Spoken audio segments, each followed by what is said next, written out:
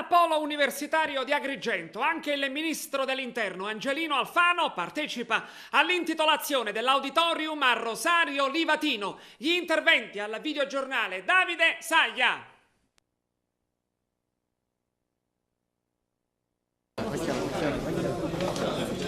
L'auditorium del Polo Universitario di Agrigento da oggi sarà ufficialmente dedicato alla memoria del giudice Rosario Livatino.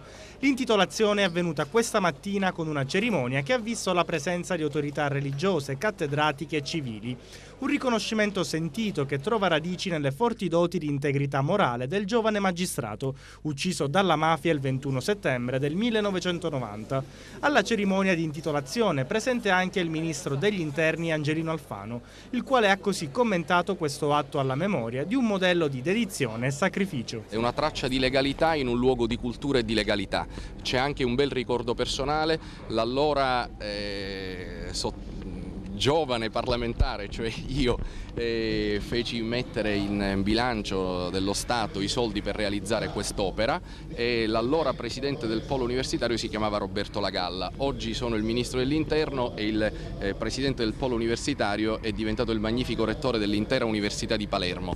È un'altra opera al servizio degli agrigentini che credo si possa ascrivere al mio merito. Non è un regalo alla comunità perché era ed è un mio dovere impegnarmi per questa straordinaria città e per questo meraviglioso territorio che ha bisogno di opere e di infrastrutture. Un gesto sentito che è stato fortemente voluto dai vertici dell'Ateneo palermitano e del distaccamento agrigentino e apprezzato inoltre dalle altre figure presenti alla cerimonia. Io credo che sia una lodevole iniziativa che lega il filo della memoria con la finalità istituzionale specifica dell'università, cioè quella della formazione dei giovani anche nel segno del ricordo e della storia dei martiri di questa terra.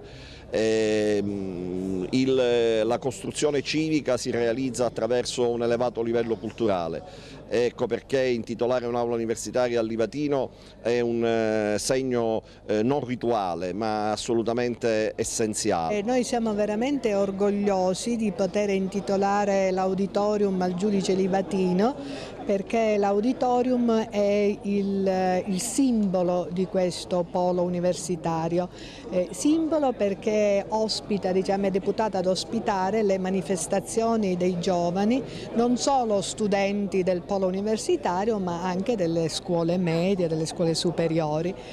Giovani che in questo momento di grave crisi, non solo economico-finanziaria ma anche di valori, nel giovane giudice Livatino hanno un esempio. Credo che la titolazione dell'aula, dell'auditorium universitario sia fondamentale, si dà un messaggio educativo forte sia per i giovani sia per l'impegno che è richiesto dalla classe docente, che deve dare una testimonianza forte in la linea di continuità, visto che siamo in ambiente universitario, diciamo in linea di continuità con la Lectio Magistralis che ci è data dalla vita di Rosario Livatino.